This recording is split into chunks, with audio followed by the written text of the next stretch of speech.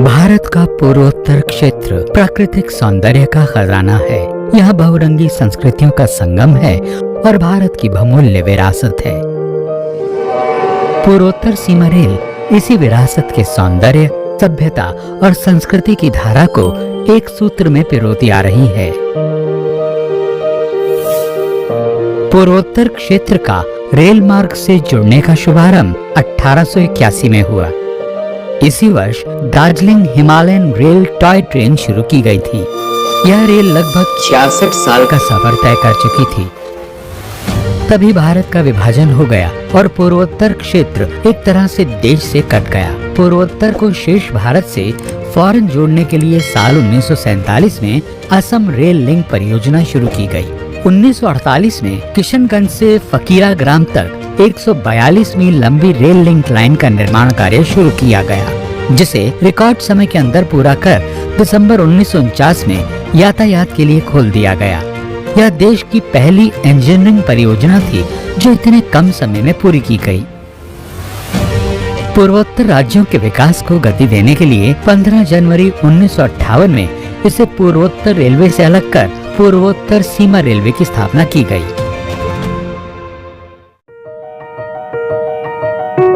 अपनी स्थापना से लेकर आज तक पूर्वोत्तर सीमा रेल न सिर्फ प्रगति के पथ पर अग्रसर रहा है, बल्कि अपनी धरोहरों को भी संजोए रखा है।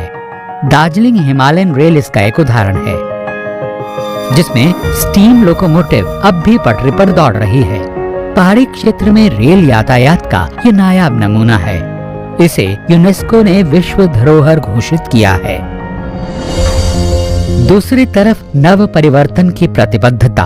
पूर्वोत्तर सीमा रेल के तहत गेज परिवर्तन और नई रेलवे लाइनों का काम लगातार जारी रहा।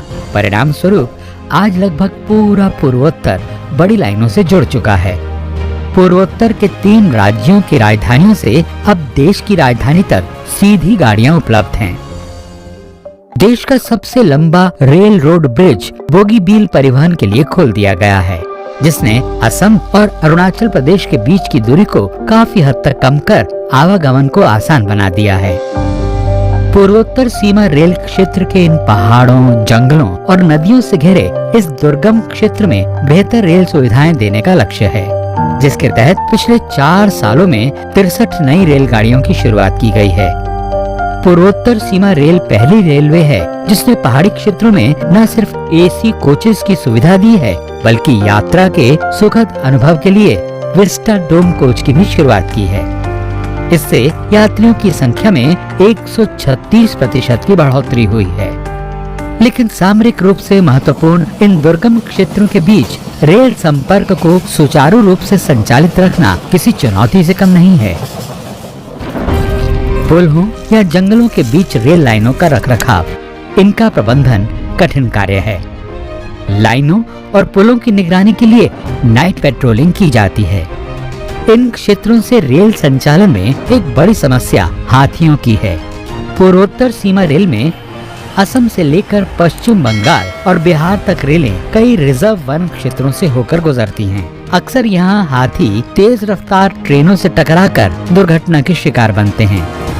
इन सभी दुर्घटनाओं को रोकने के लिए लाइनों की घेराबंदी, पुल और रैंप आदि का निर्माण किया गया है।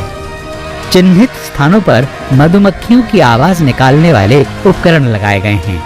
इन सभी कोशिशों का नतीजा भी सामने आया है। साल 2017 से अब तक 100 से ज्यादा हाथियों को दुर्घटनाग्रस्त होने से बचाया गया है।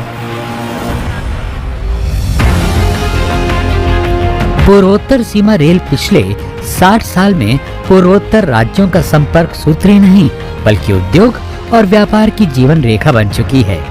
इससे पूर्वोत्तर राज्यों की जीवन शैली में बड़ा परिवर्तन आया है। परिवहन से परिवर्तन के इसी लक्ष्य को पूरा करने के लिए पूर्वोत्तर सीमा रेल पूरी प्रतिबद्धता के साथ रखरखाव और संचालन का कार्य कर रही है।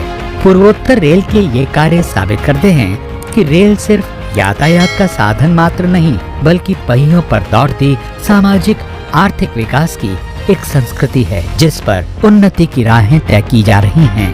प्रगति के लौह पथ पर अग्रसर पूर्वोत्तर सीमा रेल।